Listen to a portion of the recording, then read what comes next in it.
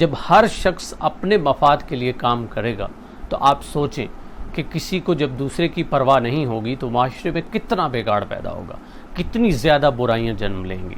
हमें इंसान बनाने का मकसद ही ये था कि हम एक दूसरे का भी ख्याल रखें और हम कहीं ना कहीं एक दूसरे के साथ जुड़े हुए हैं। अगर मैं अच्छा बोल सकता हूँ तो मुझे सुनने वाले चाहिए, और अगर कोई दूसरा बंदा कोई चीज़ बनाता है, कोई बिज़नेस करता है, तो उसको उसके ख़रीदार भी चाहिए।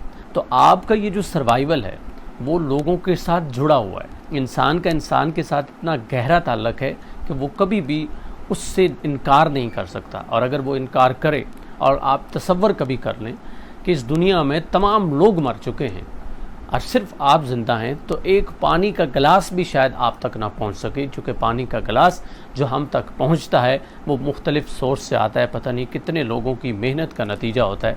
हम ठीक है उसके लिए पे करते हैं, मगर वो हम तक इंसानों के ज़रिए पहुंचता है। इंसान के बग़ैर दूसरा इंसान नामुकम्मल है।